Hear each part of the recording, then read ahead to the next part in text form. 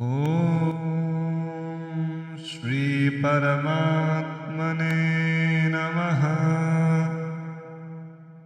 अथ पंचमोऽध्यायः। अर्जुन उवाच सन्न्यासं कर्मणां कृष्ण पुनर्योगं च संशसि यच्छ्रेय एतयोरेकं तन्मे ब्रूहि सुनिश्चितम्।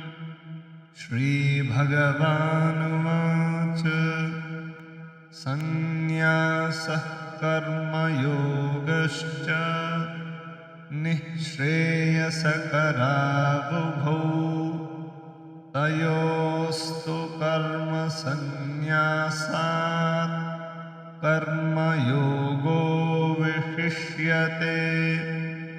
ज्ञेयः स नित्यसन्न्यासी यो न द्वेष्टि न काङ्क्षति निर्द्वन्द्वो हि महाबाहो सुखं बन्धात् प्रमुच्यते।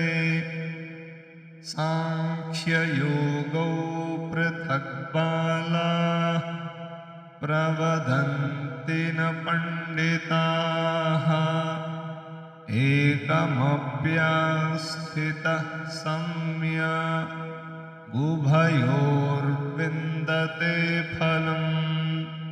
यत्साङ्ख्यैः प्राप्यते स्थानं तद्योगैरपि गम्यते। एकं साङ्ख्यं च योगं च यः पश्यति स पश्यति।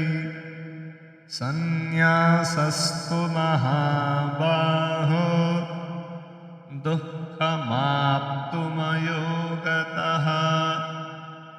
योगयुक्तो मुनिर्ब्रह्मा न चिरेणाधिगच्छति।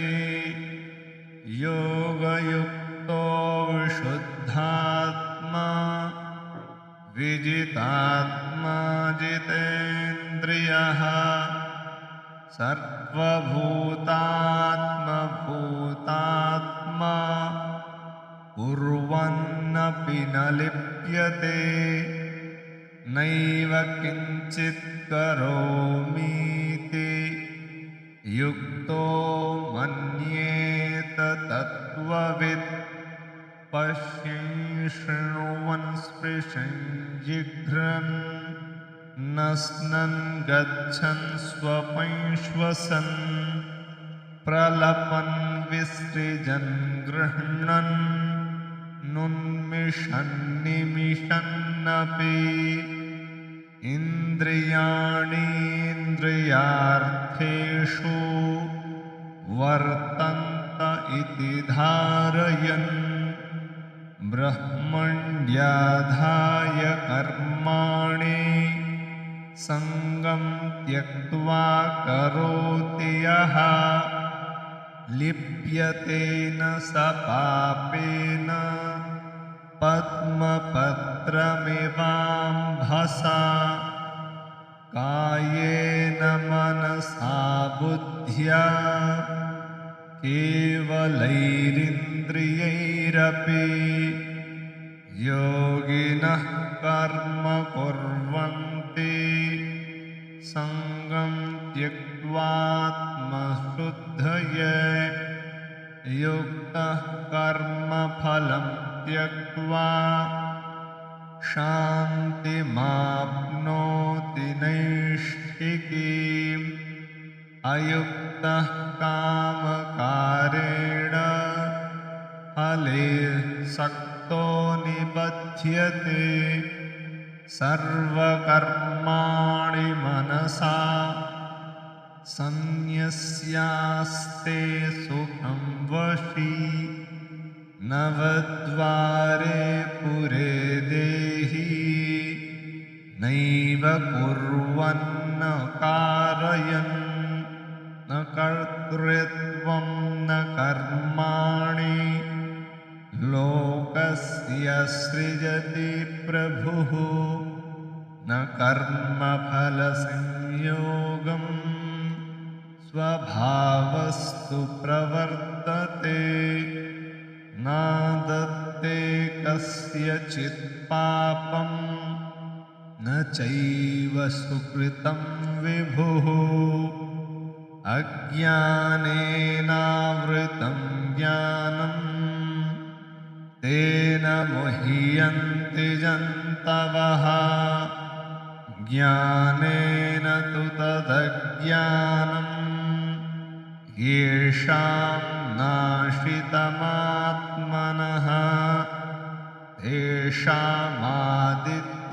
तेषामादित्यवज्ञानं प्रकाशयति तत्परं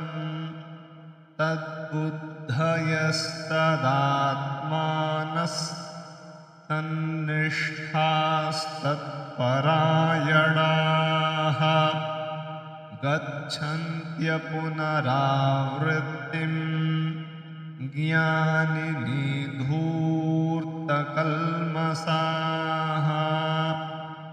विद्याविनयसम्पन्ने ब्राह्मणे गविहस्तिनि शुनि चैव श्वपाके च पण्डिताः समदर्शिनः इहैव तैर्जितः सर्गो येषां साम्ये स्थितं मनः निर्दोषं हि समं ब्रह्म तस्मात् ब्रह्मणि ते स्थिताः न प्रहृष्येत् प्रियं प्राप्य नो द्विजेत् प्राप्य चाप्रियम् स्थिरबुद्धिरसम्मूढो ब्रह्मविद्ब्रह्मणि स्थितः बाह्यस्पर्शेष्वसक्तात्मा विन्दत्यात्मनि यत्सुखम् स ब्रह्मयोगयुक्तात्मा सुखमक्षयमश्नुते ये हि संस्पर्शजा भोगा दुःखयोनय एव ते आद्यन्तवन्तः कौन्तेय न तेषु रमते बुधः शक्नोतीहैव यः सोढुं प्राक्शरीरविमोक्षणात् कामक्रोधोद्भवं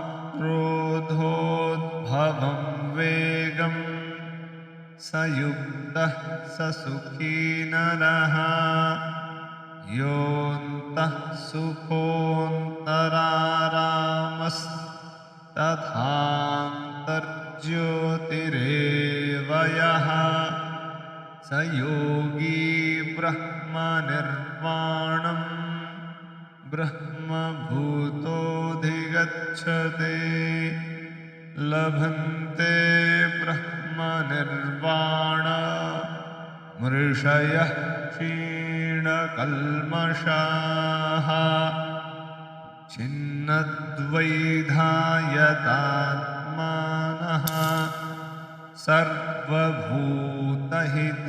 रताः कामक्रोधवयुक्तानां यतीनां यतचेतसाम् अभितो ब्रह्मनिर्वाणं वर्तते विदितात्मनां स्पर्शान् कृत्वा बहिर्बाह्यांश्चक्षुश्चैवान्तरे भ्रुवोः प्राणापानौ समौ कृत्वा